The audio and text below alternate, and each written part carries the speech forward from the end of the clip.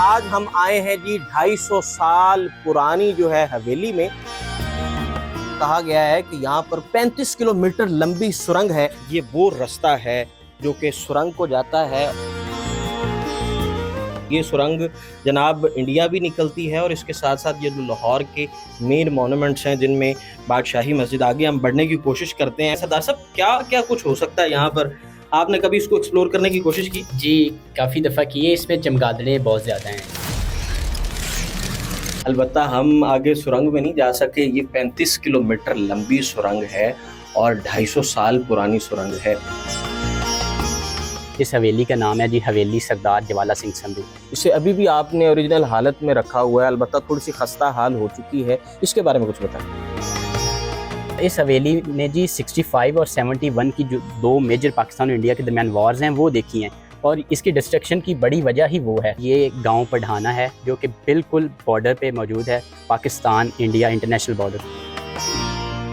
अस्सलाम वालेकुम जी, public digital में आपको खुशामदीद कहते हैं। मैं हूं अरसलान आजम। आज हम आए हैं जी 250 साल पुरानी जो है हवेली में, जो कि पार्टीशन से पहले की हवेली है। और ये इसे जो बनाया गया था वो सरदार जवाला सिंह सिंधु ने बनाया था।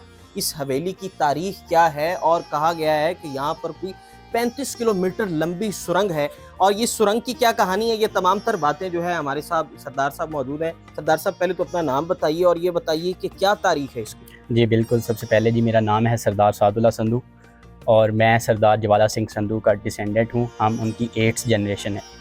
इसके बाद मैं आपको इस हवेली की तारीख़ बताता चलूँ। सबसे पहले तो आप जहाँ खड़े हैं, इस हवेली का नाम है जी हवेली सरदार जवाला सिंह संधू, और ये गांव पढ़ाना है जो कि बिल्कुल बॉर्डर पे मौजूद है, पाकिस्तान इंडिया इंटरनेशनल बॉर्डर पे, और ये पाकिस्तान का लास्ट विलेज है। इसकी तारीख़ के मुताबिक आपको बताता चलूँ तो ये जो हवेली है, जिनके नाम से मंसूब है सरदार जवाला सिंह, मेरे एंसेस्टर, उन्हें कंस्ट्रक्ट करवा के दी थी महाराजा रंजीत सिंह साहब ने।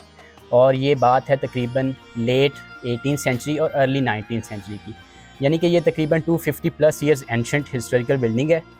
और ये मतलब तारीख़ समोए हुए अपने अंदर जो है ना जी।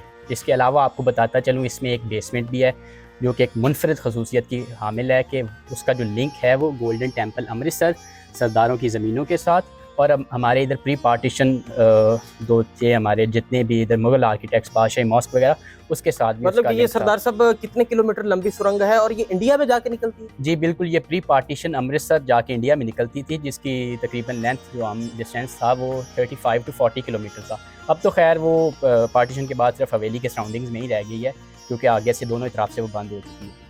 ठीक है। अच्छा, और मुझे बताएं कि यहाँ की ये जो इसकी जो कंस्ट्रक्शन है, इसे अभी भी आपने ओरिजिनल हालत में रखा हुआ है, अलबत्ता थोड़ी सी खस्ता हाल हो चुकी है। इसके बारे में कुछ बताएं। जी बिल्कुल, देखें जी, ये खंडर बता रहे हैं कि इमारत अजीम थी। ये बिल्कुल एक बड़ी मुनफरद खसूसियत की हामिल जो हवेली थी, और 250+ ईयर्स एंशेंट है, लेकिन फिर भी ये बिल्कुल उसी तरह है। इस हवेली ने जी 65 और 71 की जो दो मेजर पाकिस्तान और इंडिया के दरमियान वॉर्स हैं वो देखी हैं, और इसकी डिस्ट्रक्शन की बड़ी वजह ही वो है। इसकी आपको बनावट के बारे में बताता चलूँ। आप देख सकते हैं, आप यू कैन सी अराउंड, तो आप देख सकते हैं ये सारा जो काम है ये छोटी ईंट का इस्तेमाल हुआ है, जिसे हम नानक शाही ईंट कहते हैं, नानक शाही ब्रिक, और ये सारा इस्तेमाल उसी का है। इसके अलावा सीमेंट के तौर पर इस पर जो है वो चूना और दालों का मिक्सचर इस्तेमाल किया गया है, बिल्कुल एज सच वैसा ही जैसा कि हमारे बादशाही मस्जिद आगरा वगैरह और दूसरी जगहों पे इस्तेमाल किया गया है बिल्कुल। उसके अलावा इसमें दिए जलाने के लिए आप देख सकते हैं, आप कैमरा मैन दिखाएं तो इसमें दिए जलाने के लिए प्रॉपर प्लेसेस बनी हुई थी। इसके अलावा इसकी आप दीवार फसील देख सकते हैं कि 6-6 फीट जो चौड़ी वो इसकी दीवार है। इसके बाउंड्री वाल जो बाउंड्री वाल है वो 6-6 फीट की है। इसके अलावा आप इसके चारों तरफ देख सकते हैं चबूतरे कितने बेहतरीन किस्म से बनाए गए हैं चबूतरे।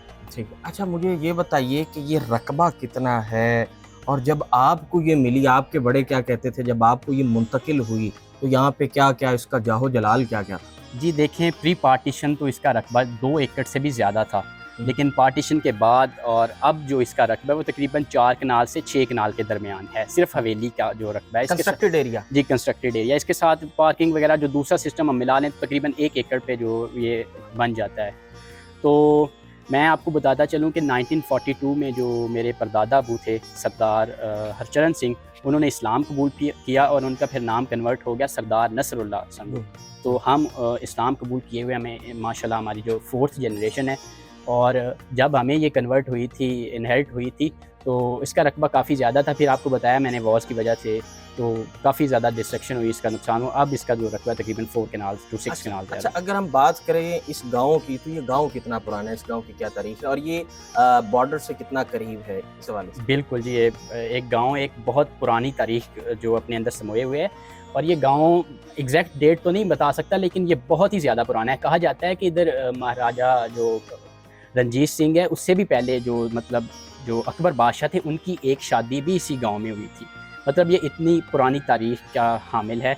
और ये प्री पार्टीशन जो है, अमृतसर से लेके लाहौर तक के जितने भी गिरदोनवा में जो गांव थे छोटे छोटे, ये उनका कैपिटल हुआ करता था।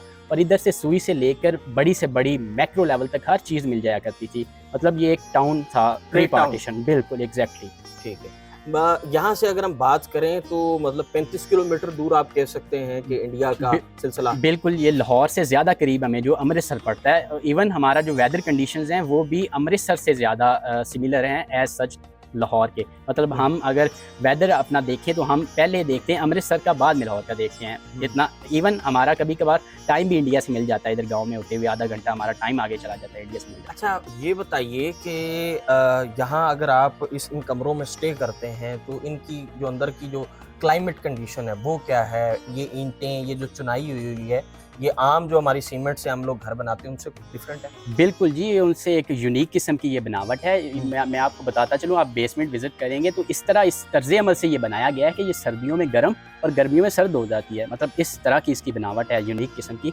अच्छा सरदार साहब, ये बताइए कि आसार कदीमा वालों ने इसको मेंटेन करने की कोशिश की या आप अपने ताईं इसको मेंटेन कर रहे हैं? देखिए जी, सबसे पहले हम तो अपने ताईं जो हमेशा से इसे रेनोवेट और मेंटेन करने की कोशिश करते रहे हैं और कर भी रहे हैं। रिसेंटली हमारी जो है DG wall city Kamran Lashari साहब से भी बातचीत हुई है, और हमें इंशाल्लाह प्रॉबेबली जो हमें प्योर अंदाज़ा है कि हम वो गवर्नमेंट ऑफ पाकिस्तान और आर्कियोलॉजी डिपार्टमेंट की मदद से हम इसे रेनोवेट करेंगे।